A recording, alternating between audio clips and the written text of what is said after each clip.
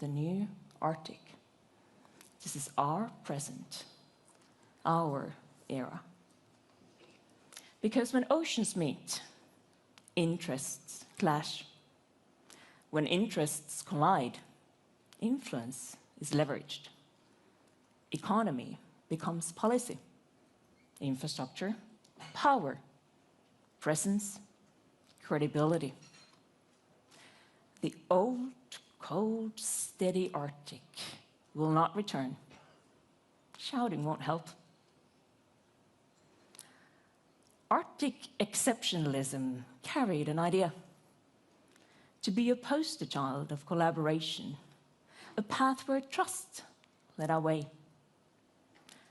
But the idea of Arctic exceptionalism fell through the ice, and now it is gone. That's the new normal. However, hope remains, because between the old and the new Arctic is a moment, the turn of the tide, an instant between past and present, between what has been and what will come. An opportunity to set course. A time to build structures that can support power and endure tension, that will have an impact far beyond the Arctic. Through what we choose, through what we build, through what we see and say, through words, grounded in truth, rooted in realism, anchored in development, based on science. Wise, pragmatic, and collaborative. But the turn of the tide is brief. The opportunity is now. Welcome to Arctic Frontiers, Turn of the Tide.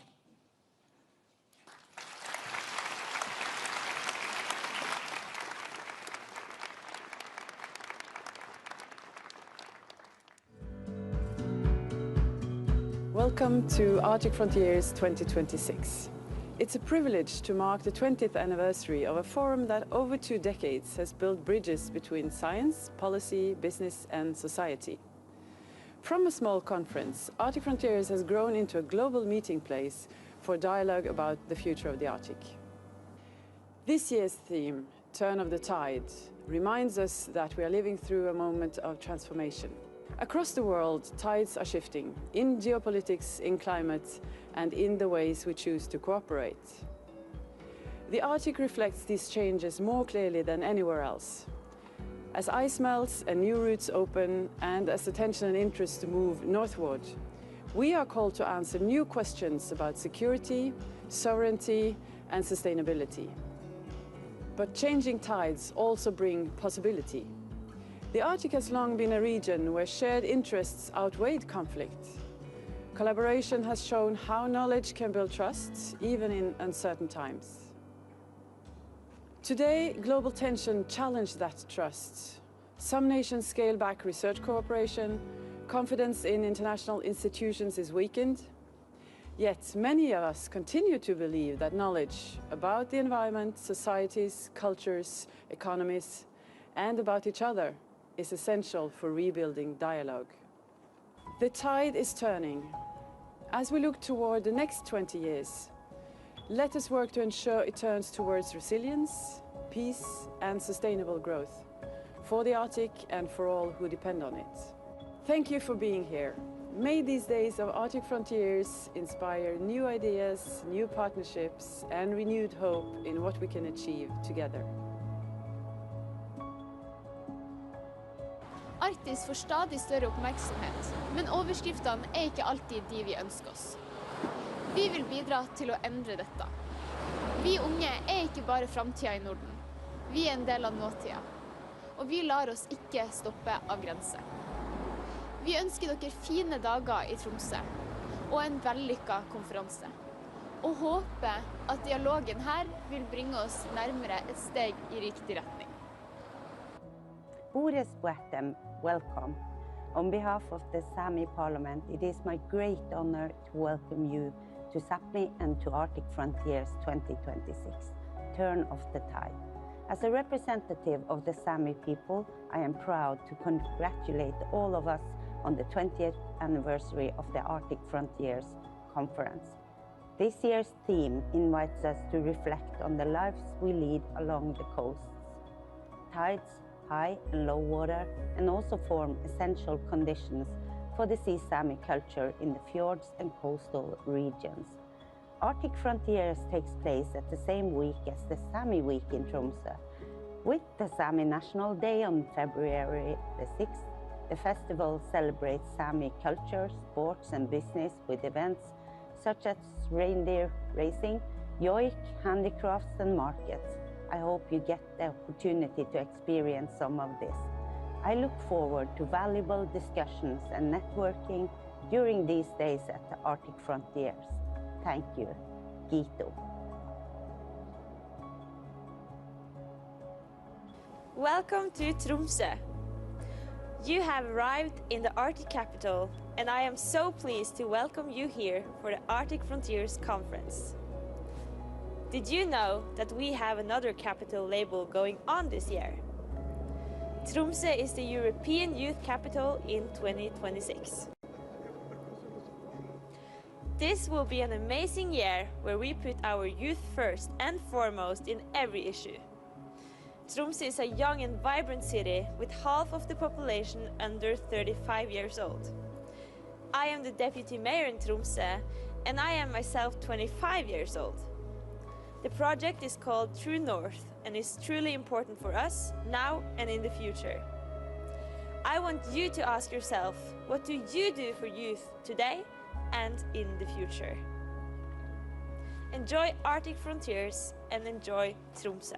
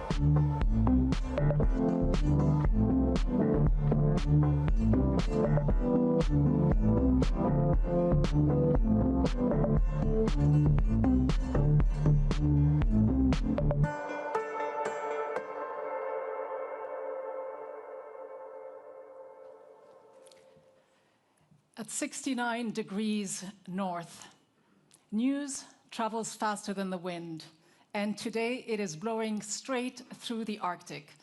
These are indeed unsettling times, but they're also a moment for renewed action and collaboration. Imagine if we all joined forces. Welcome to Arctic Frontiers. I'm Rida Fakhri, and it is my real pleasure to be back here with you as we embark on a new Arctic Frontiers in a very different landscape. Now, Your Excellencies, distinguished guests, ladies and gentlemen, and dear friends, it's so wonderful to see so many familiar faces and to see such a packed room right here today. Our theme this year, Turn of the Tide, is more than a catchphrase. It is more than a slogan. It is reality. Geopolitical currents are shifting faster than one could ever have imagined, and nowhere is this more visible than here in the Arctic. Now, since we met last year, a year ago, the Arctic Council has entered a new chapter, with Greenland taking center stage under the Kingdom of Denmark's chairship. Political priorities, though, are changing, defense budgets are rising, and long-standing channels of research and scientific collaboration are under strain. The Arctic is no longer a remote frontier. It is firmly back on the global strategic map. It's a zone of rising military activity, yes, intensifying global competition as well, and high-stakes climate change. But it isn't all bad news. With new challenges come new opportunities. Communities that have lived here and thrived here for generations are now adapting to this new environment. They are finding ways to navigate a landscape that is increasingly shaped by strategic ambition and environmental urgency. But are indigenous communities being given the space they need and they deserve to be a real part of the decision-making? This is one of the issues we'll be talking about throughout this conference. But another core issue of our time, a core question is, how can Arctic security and militarization coexist with sustainable, resilient communities? The Arctic is not static, of course, as you all know. It is dynamic, it is adaptive, and it is resilient. The question is not whether it will change, but how and who gets to decide. When President Trump declared he must have Greenland, it was a blunt reminder that the Arctic is no longer a peripheral issue, if it ever was. And so as global attention unmistakably turns north, there could be no better moment to examine the current state of Arctic affairs. And so to begin our discussions, it is my distinct pleasure to invite to the stage the Foreign Minister of Norway, Espen Barth Eide, to talk us through the interweaving Arctic currents of competition and collaboration through politics, trade, and science. Foreign Minister.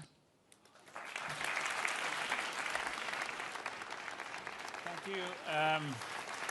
Thank you, Ida, and dear Governor General, High Representative, Foreign Minister, State Secretary, Excellencies, dear Arctic friends. It is a distinct honor and a pleasure to be here in Tromso, again, and at the Arctic Frontiers Conference, which is very dear to my heart. And you know, when it's February, you go to Tromso, and this kind of is a static in my life. So it's great to be here. As you indicated, these are special times. The Arctic is hot. And the Arctic is hot in several respects. First, it is hot because we know that there is no place on the planet where global warming is happening faster than in the Arctic. And that is a constant feature that we who live here in Norway and people who live in the Arctic, also elsewhere, are noticing on a daily basis, which for me meant that I left freezing cold Oslo to the pleasant climate of Tromso. But these are just a small part of a much bigger change that is going on here. And let me start by saying that despite the geopolitics, the physical change in nature, the nature change, the environmental change, the global warming, and its effect on people's life and outcomes and livelihoods and ways to live remains the most daunting challenge to mankind. And we are here present in a place where this can be seen on a daily basis. So those issues, which are dear to our Arctic work and central to the work of the Arctic Council, for instance, remain important. So that kind of hotness is something we need to curb. We do not want to be too hot in this context.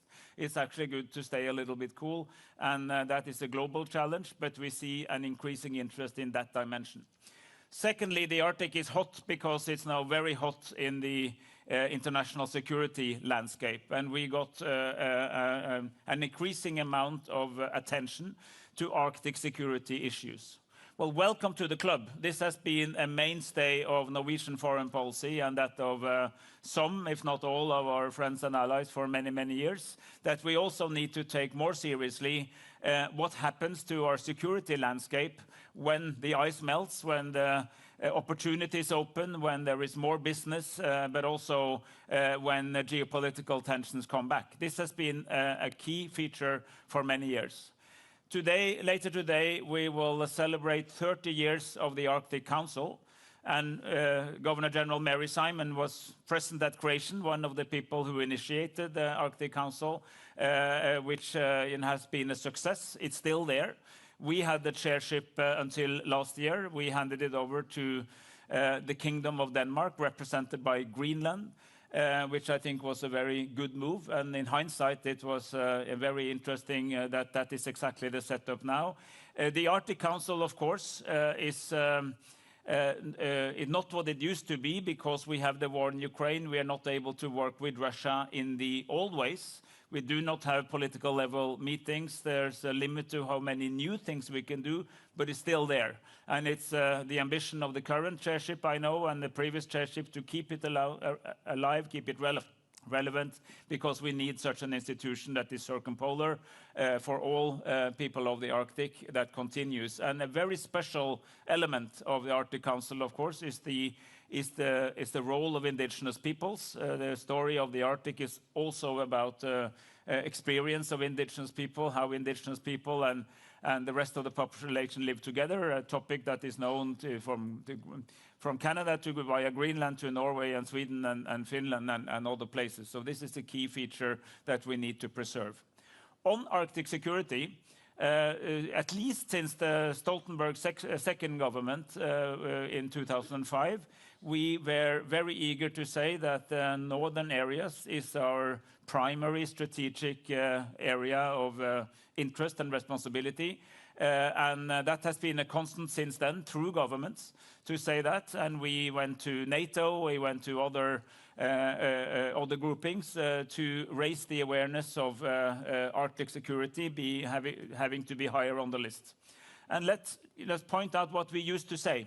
It was not that there was an immediate threat. It's not that things were very dramatically, very fast changing, but there were some long-term trends that should be factored in to the analysis of how to look after security. We were blessed with the fact that our dear neighbors from Finland and Sweden joined NATO. That made sure that there was more Arctic in NATO and more NATO in the Arctic, and there is now a continuous landmass from here, from the Barents Sea and the Arctic Ocean down to the Baltic Sea of NATO countries collectively bordering on Russia. This has strengthened our security, and High Representative Kaja Kallas, and thank you for being with us, by the way, representing the European Union, who is now taking her personally, but also the Union, taking a much stronger interest in Arctic affairs. We visited one of our newest Coast Guard ships, Bjørnøya, who's here in Tromso, and had a look at the security outlook seen from here, with everything that's going on in Russia, in the Kola Peninsula, and things that we've been following for many, many years. So now that we've had this somewhat surprising focus on Greenland, which I think will come back.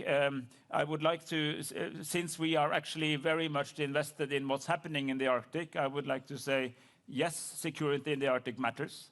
There is more activity also by potential adversaries like Russia in the Arctic, but it's not in Greenland, it's here.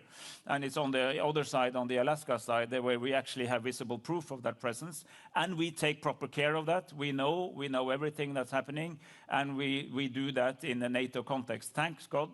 7 of the 8 Arctic countries are in NATO, and we have a perfect framework for increasing that tension, but we also need to do it. So there is this long-term Arctic Council type of activity that we like to keep alive.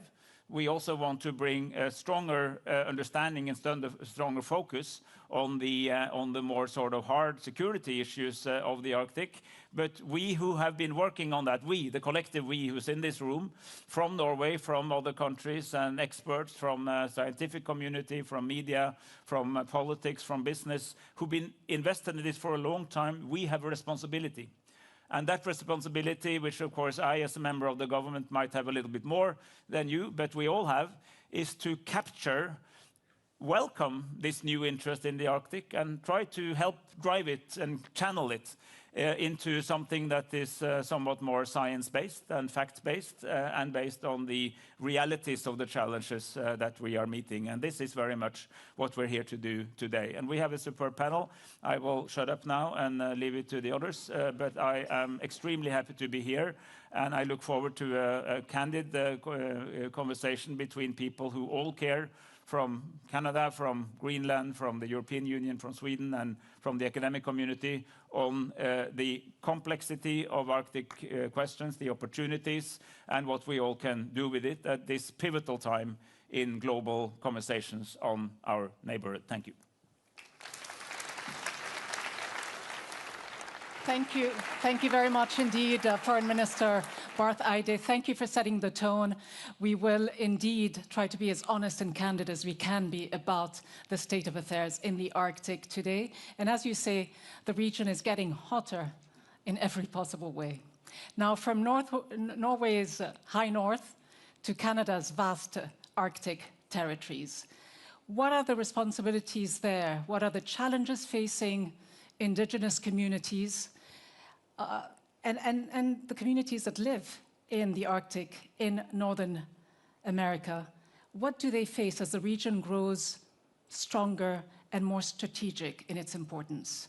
It is my pleasure to now welcome Her Excellency, the Right Honourable Mary Simon, Governor-General of Canada.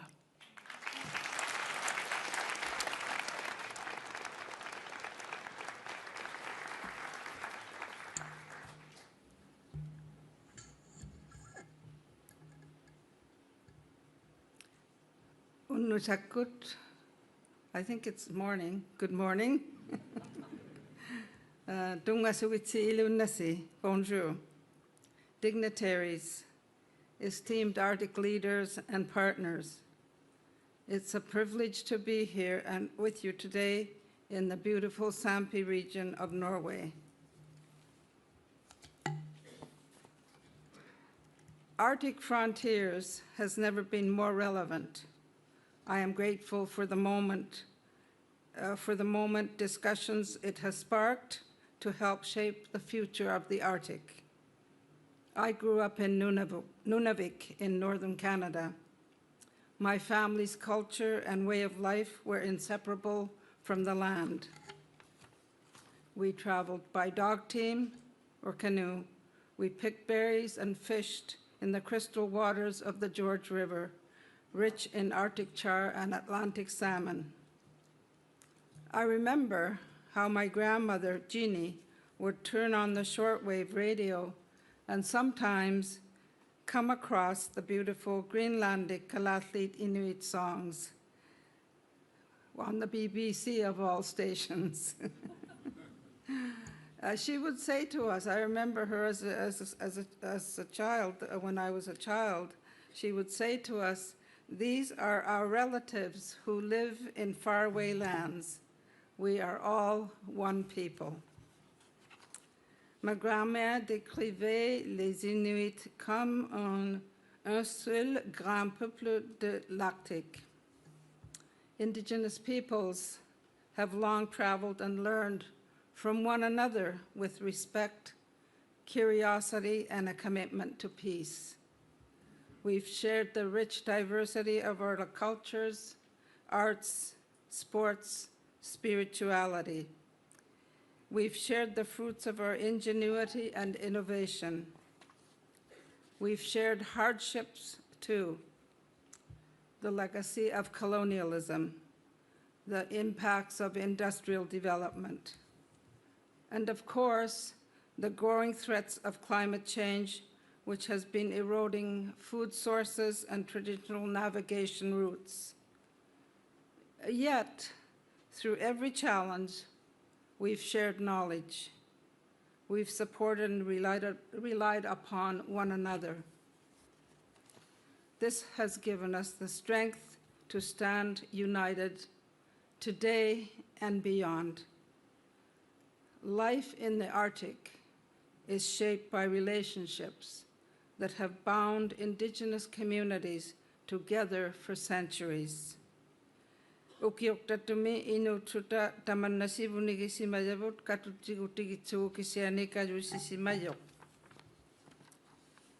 These strong connections will endure no matter what decisions are made in distant capitals.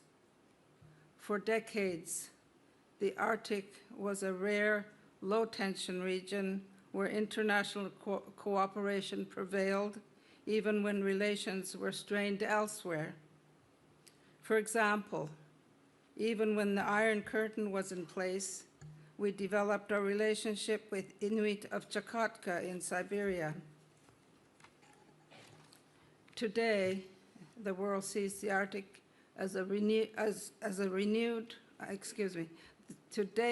the world sees the Arctic as a region of renewed opportunity. International security issues are coming to the forefront. And now more than ever, we must uphold this tradition of collaboration and respect. Meaningful cooperation strengthened by Indigenous leadership has had a phenomenal impact over many years. Through the Arctic Council and other forums, Indigenous knowledge has driven science progress. It has inspired some of the Arctic's most ambitious environmental and wildlife stewardship initiatives. Indigenous peoples have permanent participant status in the Arctic Council. At this time, the Arctic Council is the only international organization that provides permanent participant status. Otherwise, we are invited as observers in other international forums. Respectful cooperation between Arctic states and Indigenous peoples has also strengthened diplomacy. It has helped resolve disputes peacefully. The 2022 boundary agreement on Hans Island between Canada, the Kingdom of Denmark, and Greenland is a notable example. It was achieved through patient, respectful negotiations that honored Inuit leadership. Time and again, work in the Arctic has demonstrated what can be achieved when cooperation is truly prioritized. Nous avons déjà démontré le pouvoir de la coopération dans l'Arctique. We are at a decisive moment in history. Challenges in the Arctic affect all peoples on Earth. More than ever, we recognize the profound interconnectedness of our world. We must continue to act together in a spirit of reconciliation and respect for Arctic communities. This is where our strength lies. We must stay true to our core values, championing human rights, sustainable development, environmental protection, and solidarity with our Arctic nations and NATO allies. A strong Arctic is one where Northerners have the tools and opportunities they need to thrive. It is an Arctic where Indigenous knowledge, leadership, and values guide our choices. It is an Arctic where Northerners, whether in Norway, or Greenland, Galatlit, Nunat, or anywhere else across the circumpolar region, can continue shaping their own future. So I want to thank all of you for your work supporting Arctic communities and for helping the world understand that the future of the Arctic belongs to the people of the Arctic.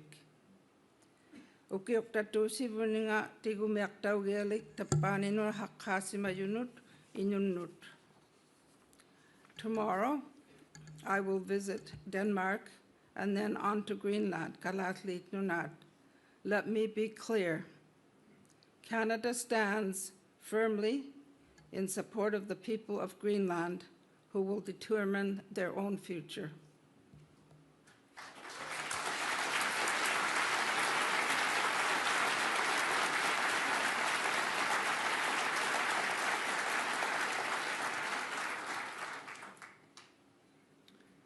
Life in the Arctic has profoundly changed since my childhood. New realities, new technologies, new science. Yet today, amid rising tensions, one truth endures. The Arctic's greatest strength and stability lies in the resilience of its peoples.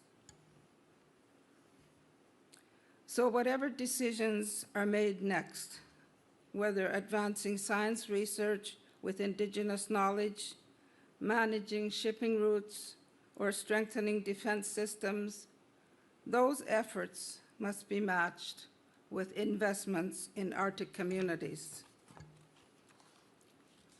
Let us give them what they need to be truly self-reliant: food security, reliable infrastructure and housing, clean energy and connectivity, access to health care, including mental health, education, and sustainable livelihoods.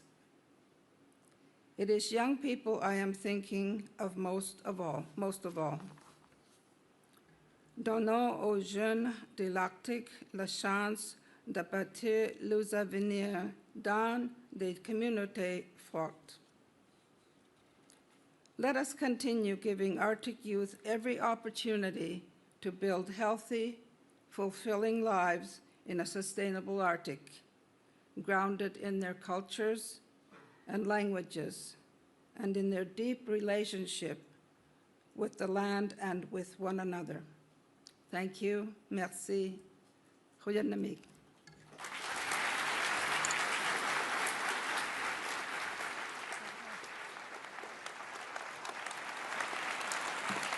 Governor General Simon, thank you very much. Merci beaucoup. Thank you for reminding us that this is indeed a decisive moment for the Arctic, not for every state in the Arctic only, but for the indigenous communities, and as you say, for the youth, the vibrant youth that make up such a big proportion of the Arctic. A time of renewed opportunity, you called it, a time for solidarity with Greenland, and a time for respectful cooperation between Arctic states and the Arctic indigenous communities. Now, from Canada, we turn our attention to Greenland, which of course has recently been at the center of heated, intense global attention. How is Greenland steering its way through the Arctic Council with its leadership role amid these rising geopolitical tensions with the United States, with so many competing priorities? How does Greenland aim to build the trust, the stability that is needed in the Arctic? Please join me in welcoming Vivian Motzfeldt, Foreign Minister and Minister of Research of Greenland.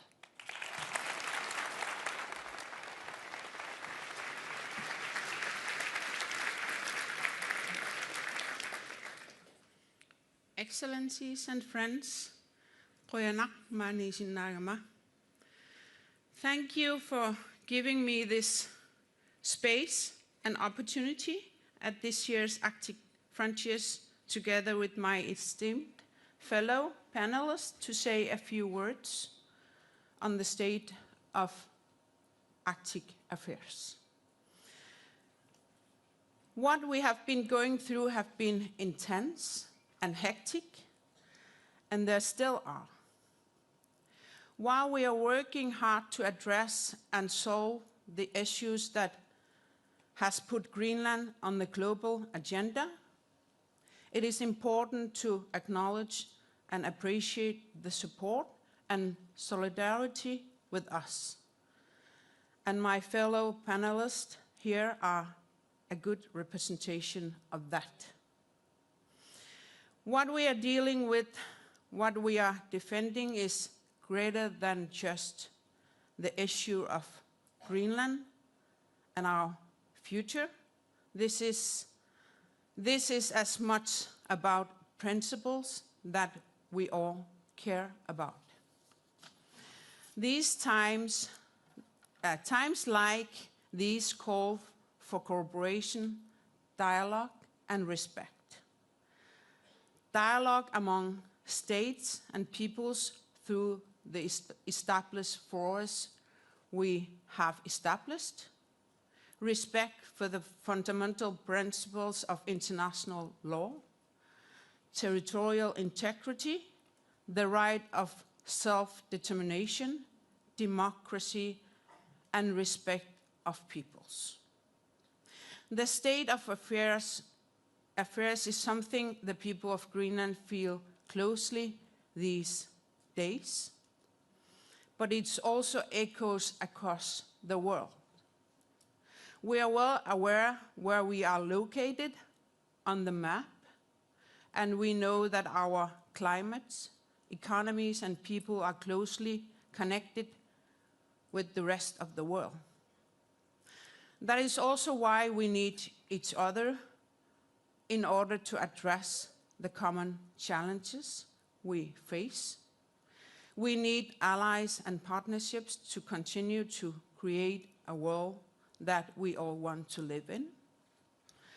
Thank you to our fellow Inuit across Inuit Nunat, our Sami friends, Norway, Sweden, Finland, also the European Union for your strong support.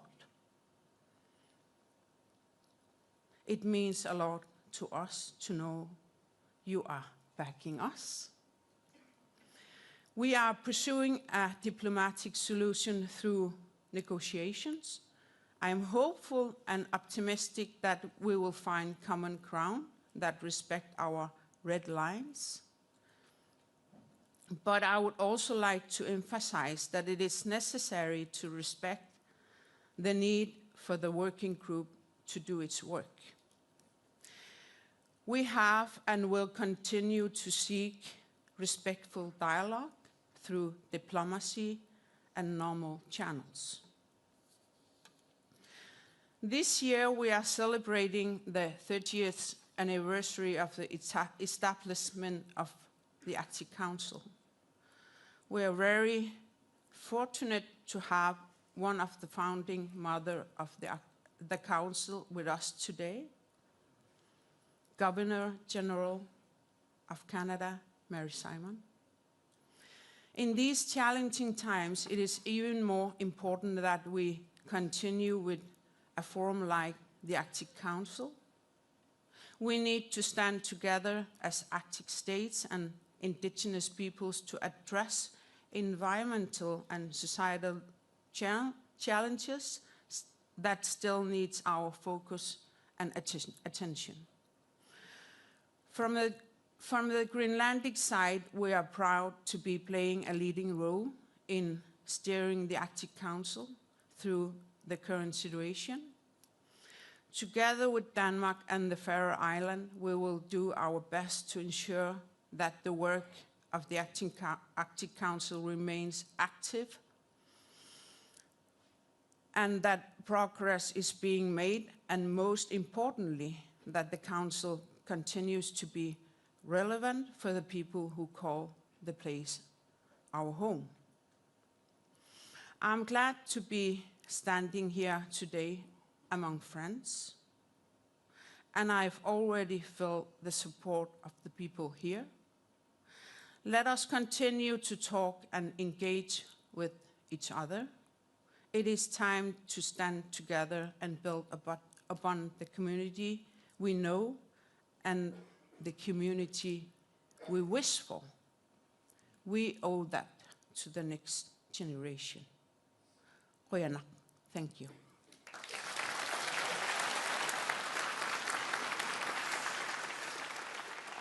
Thank you. Thank you very much indeed, Minister Motzfeldt. We will, of course, pick a little bit more on those red lines in our panel discussion. But for now, we turn to another key global actor, the European Union. Of course, the Arctic has taken on additional importance for Europe. But the key question remains, can the EU truly speak with a single, unified and strong voice when it comes to Arctic affairs?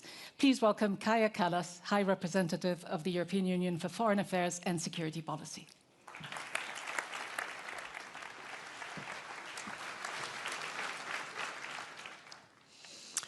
Dear Excellencies, colleagues, and dear friends, I'm thrilled to be back in Tromso. My first time here was as a teenager, just after Estonia had restored its independence, and we could finally travel freely. It was during our first trip to Finland that we discovered that you could actually drive up to the north. Nobody's asking any questions. So even cross the border to Norway, a NATO nation, imagine that.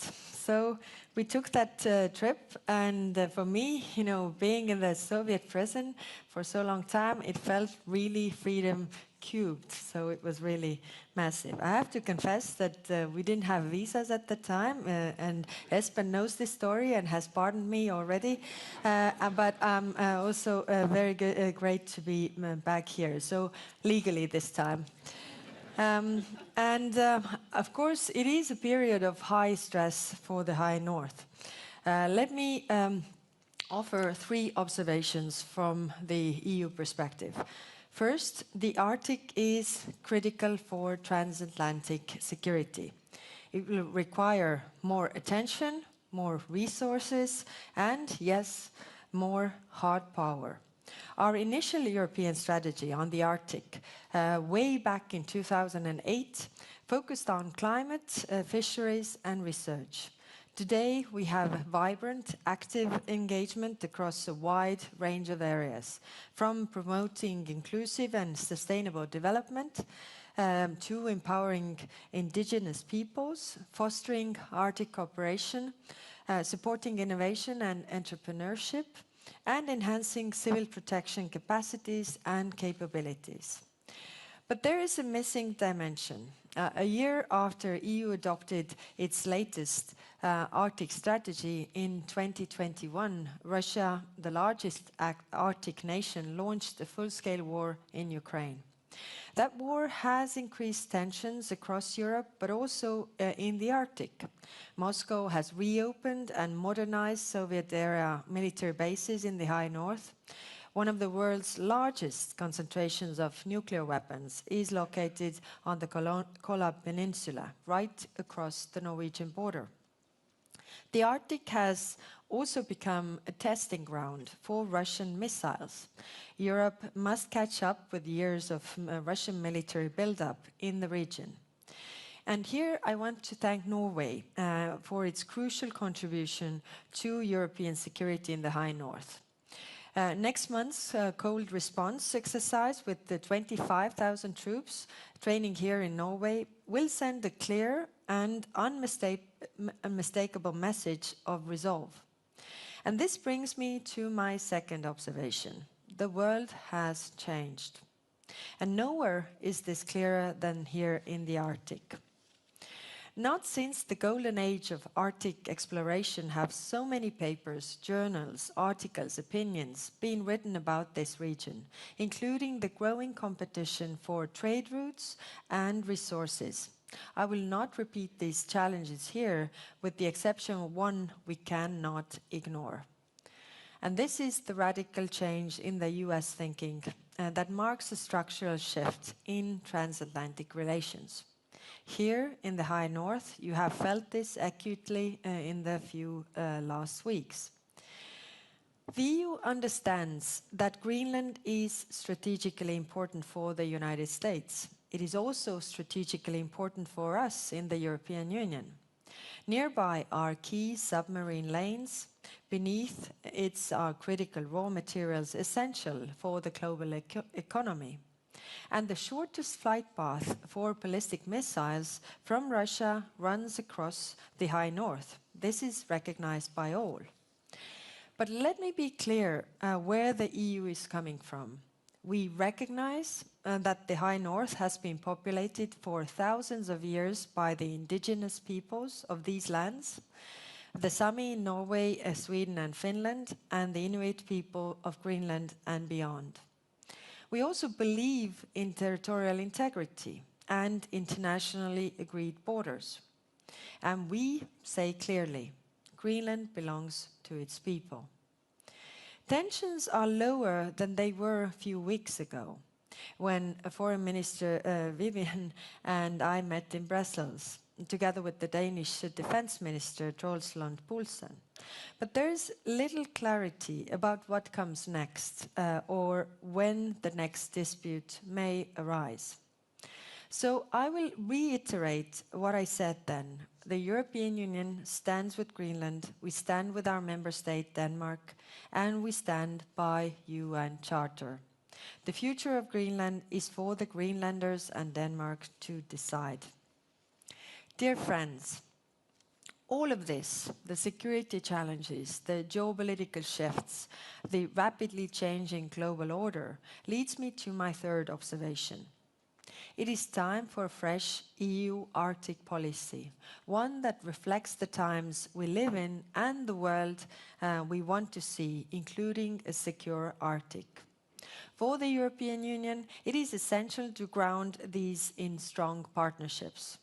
In the Arctic, this means close cooperation with Norway, Canada and Iceland, with whom we already enjoy close ties and have, or will soon have, in the case of Iceland, a security and defense partnership. NATO remains the cornerstone of security in Europe. But let's not forget that NATO and the EU have 23 members in common, and that today European Union is heavily engaged in defense itself.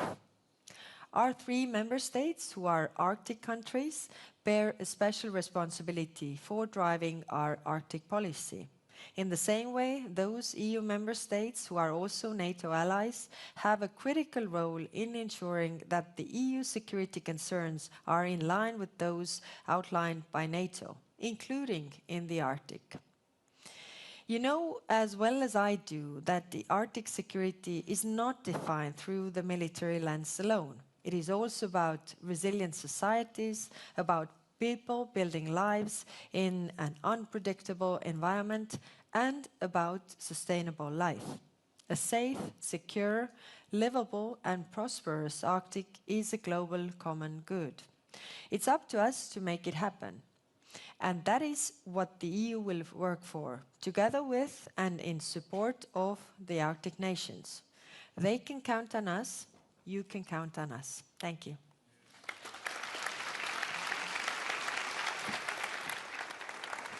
Thank you, High Representative Kallas. As you say, it is time for a fresh EU Arctic policy. What does it look like from Stockholm's point of view? It is my pleasure to invite Christian Danielsson, State Secretary responsible for EU and Nordic affairs, to tell us more. Thank you very much. Thank you. Thank you. Governor General, Foreign Ministers, High Representative Vice President, Excellencies, it's a great pleasure to be here. And as Foreign Minister Eide mentioned, it's immensely timely. We are in a situation where things are shifting. If I would have been standing here in 2019, I would have said the Arctic is the example of peaceful cooperation. Not anymore. High North is not anymore the place where there are low tensions.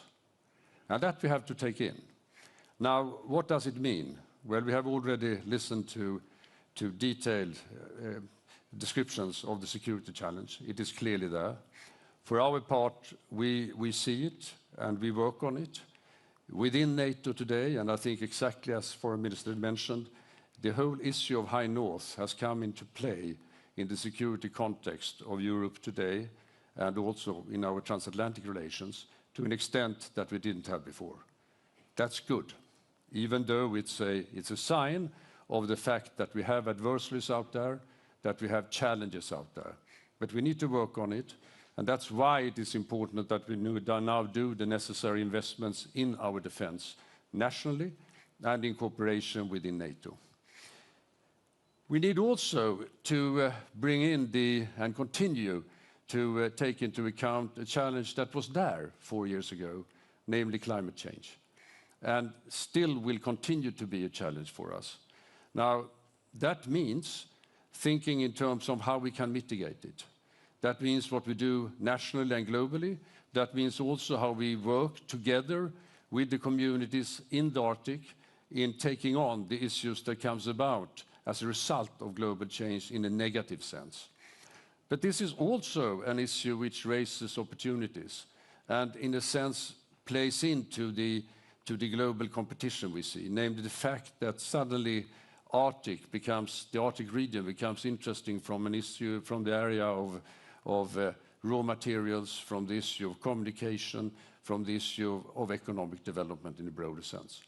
And we need also to bring in that in our thinking and how we can make that into something which is positive, primarily for the people living in the Arctic, but also in the broader sense for us all, for the global good that the Arctic is in reality. The third element that is playing in, and that comes as a result of this, it's a more concrete international interest in the Arctic, in the Arctic. We have just heard about the US interest, and there should be no doubt about Sweden's stance here. We stand with Greenland. We stand with the people of Greenland. We stand with Denmark, and we are very clear that international order must be respected. That goes for territorial integrity, and it goes also for the other elements that comes about in that context. But that being said, this renewed interest in the Arctic also is something that we need to bring into our thinking. And where does it land for Sweden? Well, for us, it lands on the defense side, bringing in the Arctic element clearly in our defense planning within NATO. In the more general sense, we are working on a new Arctic strategy, where we will focus on the Arctic Council and how that one can play an important role in this new reality. Even though we can't take decisions that we could before, we need to be able to do as much as we can on the research side, on all these important elements where the Arctic Council plays, and we need to bring up the necessary trust with the communities living in the Arctic so that we all can play together in that direction. We are also looking into how the Arctic, in our Arctic strategy, of course on the defense side, and we also look very much into how we also can see it from an economic point of view. We very much welcome the work that is going on in the EU and the role that the EU has, increased role that the EU now is taking when it comes to the High North, the Arctic region. And of course, it's true that with Sweden, Finland and Norway in NATO, the whole issue of Arctic North, of the High North, is not anymore something which is exotic, something far away, but it's in the midst of what is NATO cooperation today. But most important is that we can work together. All of us who have a stake in the Arctic, that we work together, try to path out a route ahead to meet these challenges and make the best out of them. And that's where Sweden will be, and that's what we will support. Thank you.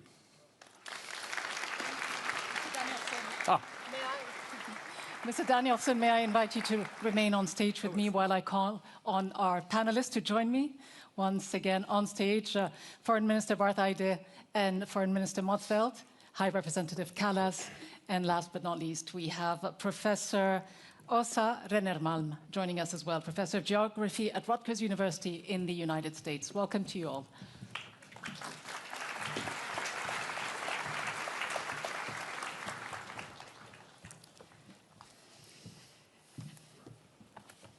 Now, we have so much to talk about. We've touched on so many issues, but of course, the overarching theme has been focused on geopolitics. So let me turn to you first, Professor Åsa Rennermalm. And with no offense to our distinguished panelists, our politicians here on the stage, I know that as a scientist, you will give us the facts straight and without any spin. So tell me to what extent what you have heard today fits with your perspective when it comes to the most consequential challenges facing the Arctic region today. Thank you. And I just want to say that I'm speaking here today. This is my own opinions and thoughts, and not as a representative of Rutgers University or the American Geophysical Union, where I hold many volunteer leadership roles.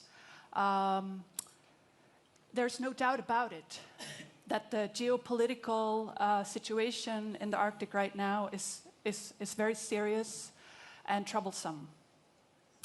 But the long-term security issue in the Arctic is not what's happening right now.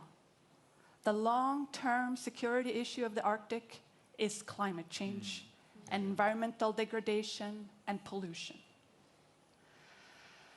To understand what's going on, we need science.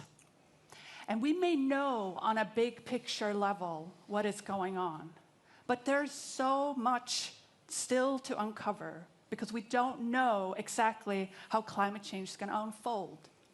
We do not know how it's going to play out in the local communities across the Arctic. And to understand that, we need science. We need to collect data on the ground, make observations, analyze them. We need to run models, and we need to collaborate. So it's a paradox at this time when science is so important that science is being under increasing threats of being diminished in the world. And I'm not just speaking, I'm here, I'm an American person, I work at an American university, and the changes we've seen in the last year with the attacks on science in America is absolutely devastating. But we see similar things happening in Europe too, with funds being diverted to military buildup and production of weapons. So at this time, when we need science, science is also under threat.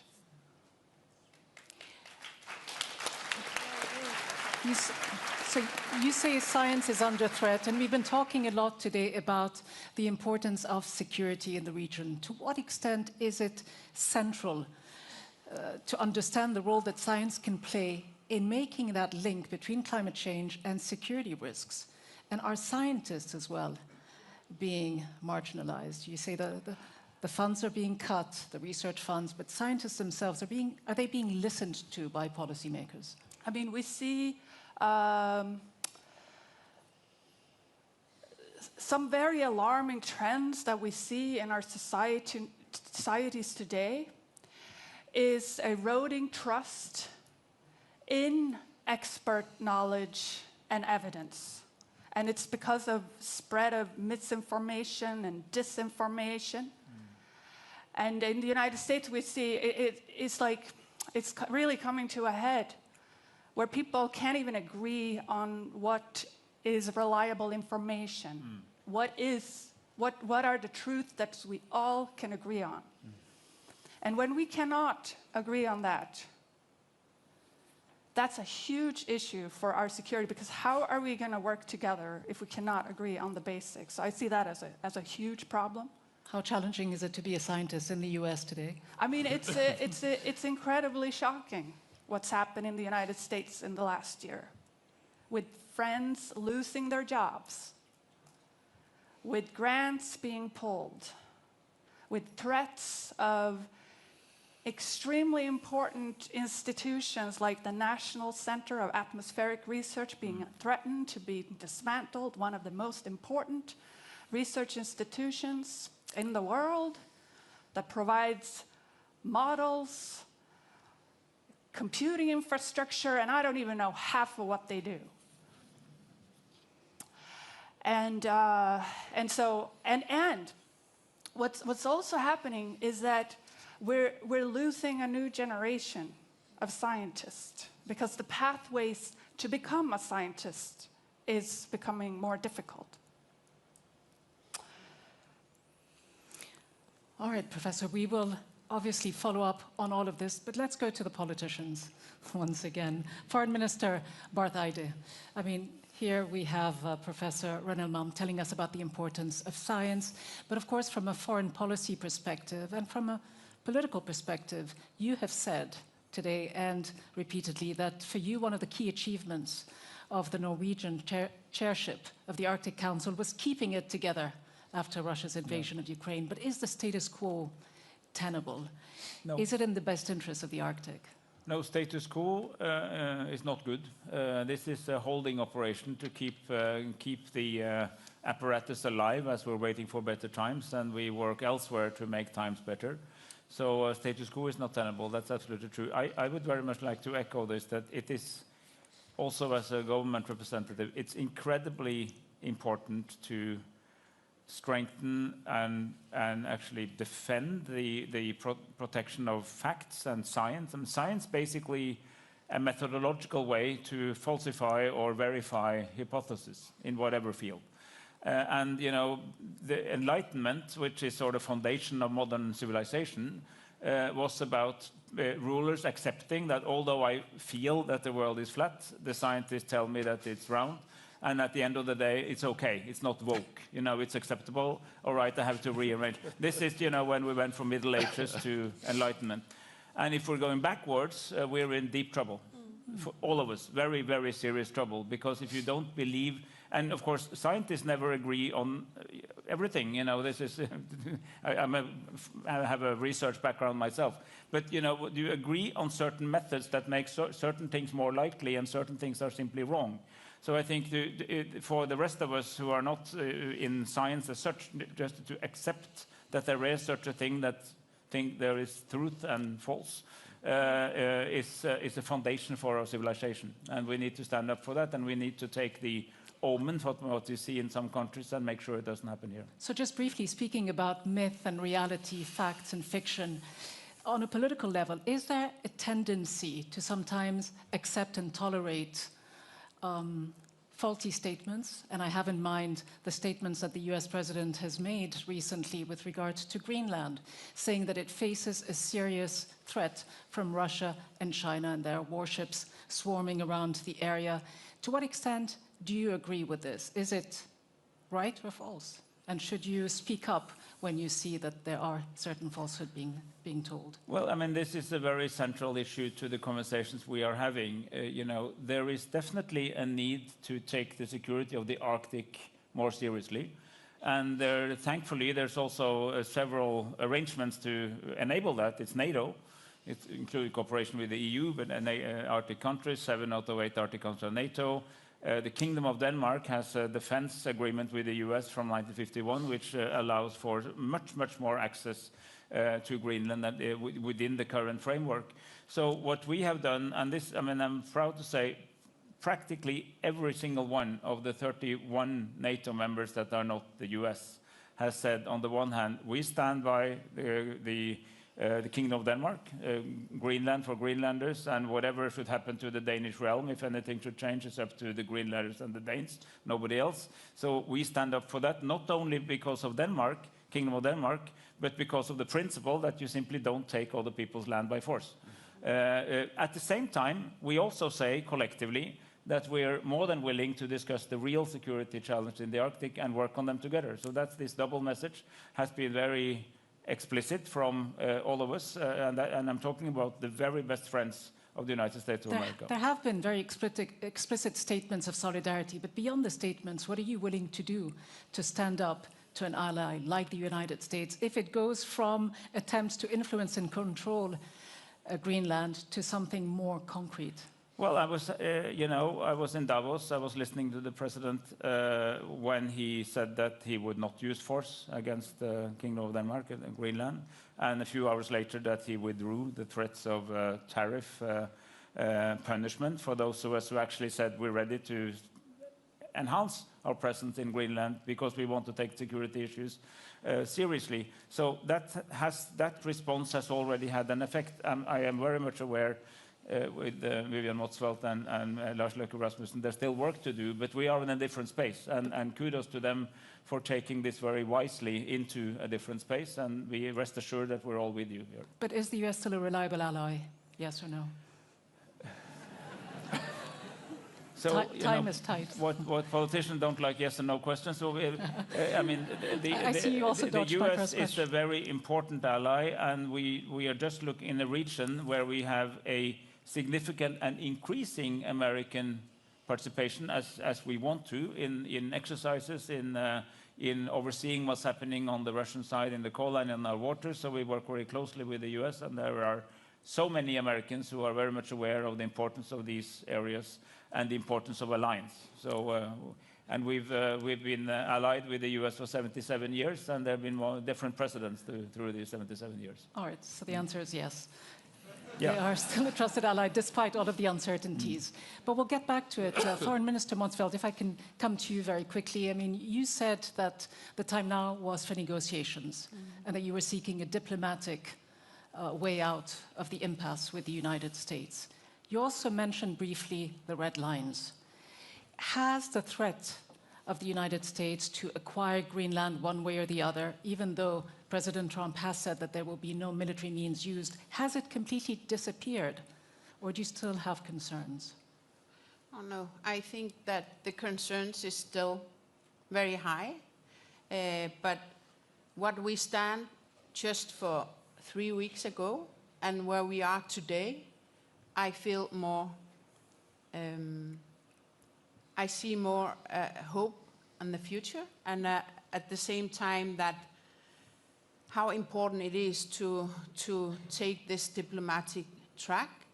And now we are in direct communication, and instead of talking to each other through media. And I think that the decision to make this working group gives us a sense of hope, and of course we'll do our best to find the best solution so we can.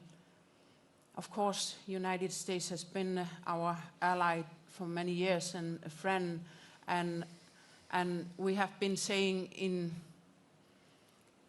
in many circumstances how important it is for our security. We have been friends and friends still today and allies, but the rhetoric you have been used is not something you have been heard from your ally. So the situation has demanded many things from our side to find the right solutions. Of course, with the in cooperation with Denmark, also making these defense agreement we did with the defense minister. At the same time that we are taking issues that we have never been taken before, talking about capabilities that we don't even have terminology on that. We don't even have word for that. So at the same time, all these tensions that came so fast, that you also need to have your people with you. And talking about low tension just for 2 years ago, and still have that in your policy as a very high priority, but seeing the reality is changing and finding the right balances, and yes, it's still very difficult. But what is your absolute red line? Would you ever contemplate selling Greenland to the United States? And do you believe that NATO diplomacy in Davos actually helped secure Greenland's sovereignty? Are you confident that your red lines were passed on to the United States? I believe that situation demands that we make many dialogues. We talk with each other. But I think the red lines has been very clear from our side. We stand with Kingdom of Denmark and our right to self-determination, territorial integrity, world order and international law, and these are very much our red lines. So Greenland is not for sale? Greenland is not Not for today, sale. not in the future? Absolutely not. And we have been there in thousands of years. To be in Greenland, you need to adapt in any changes. And these changes are something that also demands adaptation and finding the creativity that you are so good at, because to find the solution you only have yourself to solve. High Representative Kallas, how are you adapting? How is the EU adapting to this new Arctic environment? Well, we are adapting, but I wanted to address something that the professor said. I absolutely agree that climate change is the biggest risk here and across the world. Actually, if I go around the world and I talk to countries in Indo-Pacific, and they say that there are superpowers who say that we are not coming here to preach you about climate change, then they say you don't actually understand what life we are living, because this is our biggest risk. Now, Europe is dealing with the climate change, and it's increasingly hard because, you know, not the whole powers are there anymore. And I absolutely agree with you that the issue of trusting science is a very important issue, because also democracy is based on trust. If people can't really believe what to, or have to doubt what is right or what is wrong, and there's so much blurring of the picture, then you can't really, you can manipulate very much on the basis of you don't really know what is going on. So this is dangerous for democracy. And actually, right now, I mean, Europe is still fighting with the climate change. Yesterday, I was in the Norwegian parliament, and then was also one member is like, Europe is weak because you are dealing with all these, climate issues, and you're trying to, put forward the policies that are making your economy weaker. Yes, but, we want our kids to live in this world as well. So that is, yes, maybe a bit, a bigger prices at this moment for us, but at the same time, I mean, there also is a life after us. So I think this is important. And so to answer your question, we are adapting to this. So before, we dealt only with the climate change, environment research when it comes to the Arctic, fisheries, of course, not to forget. But now we are also dealing with the security issues, because this is a new concern that is rising. High Representative Kallas, good to hear you talk so much about climate change, and I think, Professor, you'll be happy that this is the one issue that every politician can agree on. Not every politician, come on. Well, if you Look at the news. If we leave the United States aside, well, and a couple of other places. We can't kind of leave them aside. Well, let's bring the US back in, as I like to go into the more sort of provocative areas where there might be less agreement. I mean, on stage earlier in your speech, you talked about how the Arctic requires more hard power, and that there was recently a radical change in the US thinking. You didn't mince your word. You stand with Greenland and the rest of it. But you did say as well in Brussels that the EU vows to hold its ground. I just wonder how. Is it not often too cautious because of its dependence on the United States for security and defense? Mark Rutte said it very bluntly. Of course we are cautious, because there's a lot at stake. I mean, there's a full-scale war going on European continent, and there are threats coming from, economic coercion, big challenges from China that is influencing our economies. If it is influencing our economies, it's influencing jobs and people's salaries, and then it's creating, polarization within our societies and more instability. So it's all very much interlinked. So we have to carefully, walk this road and try to adopt and work. We don't want the conflict with anybody. I mean, we want a peaceful life and prosperity for our peoples. But it is the situation where we are, and if you have such big risks, also the military threats, then you also need to work on building the defense that is acting as a deterrent, so we might not need it if the deterrence is strong enough. And we want to come back to this, how important it is for Europe to build its own defense capability. But I do want to move, last but not least, to Christian Danielsen and ask you as well about how you assess this growing geopolitical tense landscape, and whether or not Europe can and should build its own defenses to rely less on the United States. Well, that's what we are doing. How fast that's can it part happen? of. Well, I think we have said that the ambition should be that we should have a ability to defend ourselves by 2030, if I remember rightly. And if you look on the investments being done in countries like Estonia or Poland, Sweden, and nearly all of the member states, it's moving very fast in that direction.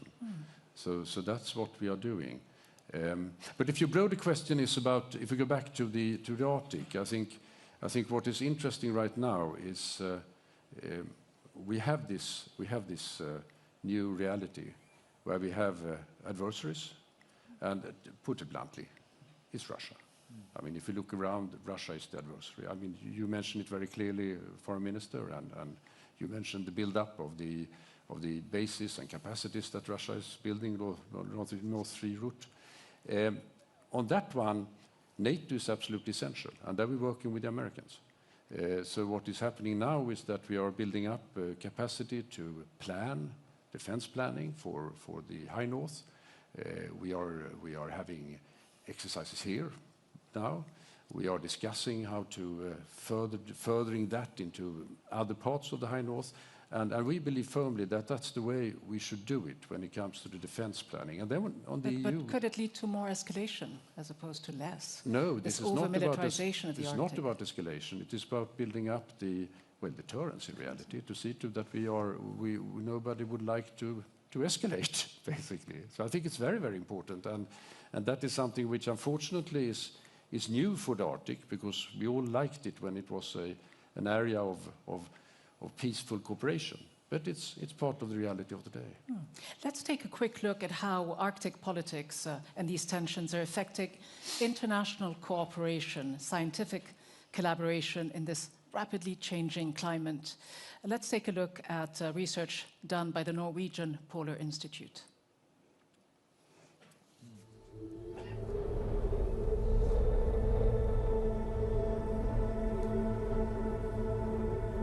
Svalbard is one of the areas most severely affected by global climate change, warming 5 to 6 times faster than the global average.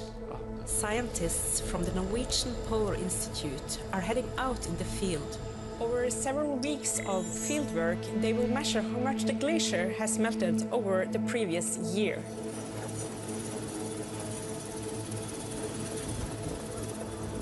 The Institute is the main advisor to Norwegian authorities in polar environmental issues.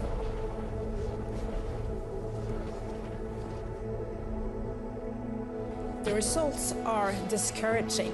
Svalbard's largest glacier lost 1.5 meters of snow and ice in 2024.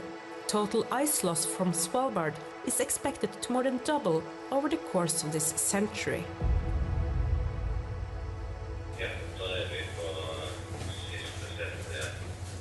From South Pacific sea level rise to global permafrost melt, the world community is dependent on knowledge from the ice-covered and far reaches of the Earth.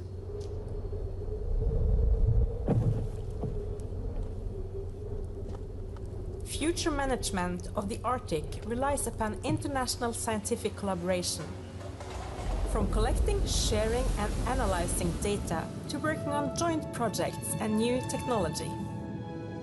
A single mooring in the Arctic Ocean water column can hold invaluable information in predicting the development of the future Arctic climate system. Polar scientists are out in the field searching for answers to the most pressing challenges of our times. 2026 will be a major year for polar research. In partnership with the Research Council of Norway, we are preparing Norway's participation in the 5th International Polar Year. We are also setting up the Svalbard Science Office in Longyearbyen. Collaborative infrastructure is the backbone of polar research, and international cooperation is needed to ensure scientists from all over can participate in this effort. As we head towards 2050, this underscores the huge need for knowledge and updated climate prognosis in an Arctic that is becoming more open and accessible.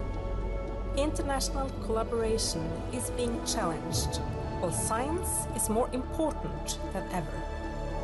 Together, we need to be well equipped to find solutions to the challenges we are faced with in the high Arctic. International cooperation, scientific cooperation, is being challenged. An understatement, perhaps, Professor.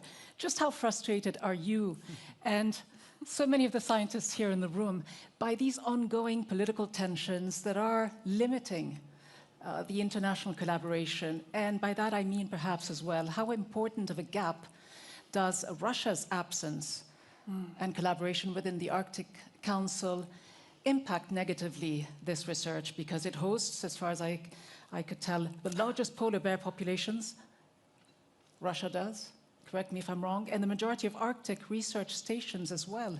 How critical would Russia be? Yeah, I'm not an expert on Russian polar bears, but Russia certainly has the largest landmass in the Arctic. And the loss of Russian collaboration is, of course, an incredible tragedy. And I think with all this talk about, all the troubles we're going through right now, let's not forget the long-term vision of a peaceful Arctic, where we work together and where we can work across border, including Russia. I went to a talk yesterday here where they highlighted the incredible impacts of some of the loss of Russian collaboration. There's this network of a research station called Impact. And losing the Russian stations, like what we do as scientists, we go out and we observe the world, right? And having observations from these Russian research station is incredibly central to understand what's going on with the Arctic on a larger scale. So the loss of that international collaboration is devastating. And now we see the United States withdrawing also from international collaboration. I have colleagues who are afraid to travel to the United States for meetings. I was at a big meeting in December with a lot of 20,000 scientists. But even though we were 20,000, there was a decline in the number of international participants. This is incredibly troubling. Well, thank you for these thoughts, and I'm looking at the clock, and it's really working against us. We've got just over a minute, so I just want to get final thoughts. So much to discuss, but we'll leave it for another time. Final thoughts on what's going on, so the scientific situation, but as well the tension. And for you, Foreign Minister Motzfeldt, what you intend to do with your leadership of the Arctic? What advice will you take from Norway? Yes. How important it is to keep Arctic Council vibrant, and how important it is to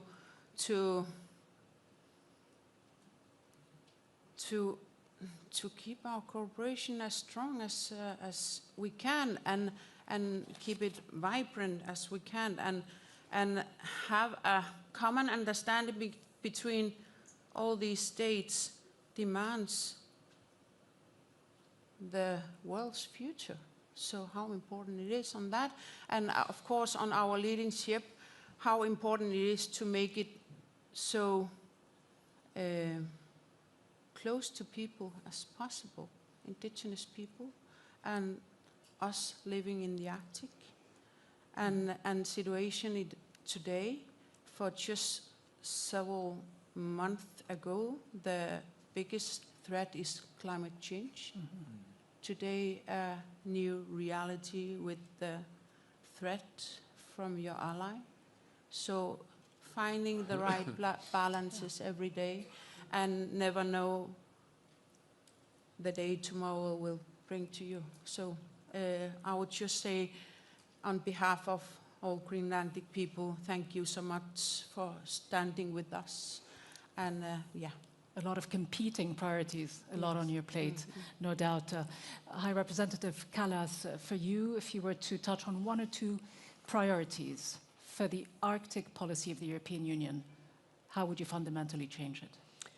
Well, like I said, I think the fundamental difference is the security aspect that wasn't there before. So this is what we also need to address, in addition to the climate change, environmental issues, fisheries research that were already there. Mr. Christensen, for you? Yeah, what is the key I challenge? think what is essential is that we find a way of meeting these challenges with the communities in the Arctic. That we have a sense that we do this together. And here the Arctic Council will play an important role. We are going to take the presidency of the Arctic Council or chairmanship from 2027 and 2 years ahead, and we will work with that in mind. Bring in the communities, they are already there, but try to get it even more. Professor, how optimistic are you? Optimistic. Well, I'm just here as an American, but I'm also a person that has deep roots in Europe, being born in Sweden, studied in Denmark, and spent my career understanding the Greenland ice sheet. Wow. I come with a warning for you. You may look at the United States and say it doesn't happen here, but it can happen here. The same forces are operating in Europe, and you're an election away from a similar sort of deterioration of the scientific infrastructure. And the solution, my friends, is to organize and get ready, to speak out, and we're doing that in the United States. We're fighting in the courts, and we're standing up, and we're having alternative, we're expressing our alternative vision for the future. And I would just want to share with you this thing. This is a statement in support of Kalaallit Nunaat, Greenland's right to determine its own future. It's signed by over 200 scientists in the United States, all of which have been working in Greenland or do science about Greenland. And we know that there is a better way to communicate with the people of Greenland, not through threats and intimidation, but by respect and openness. And Greenland has welcomed us for decades to do science in Greenland and been incredibly welcoming. This is the pathway for the future. A call to action.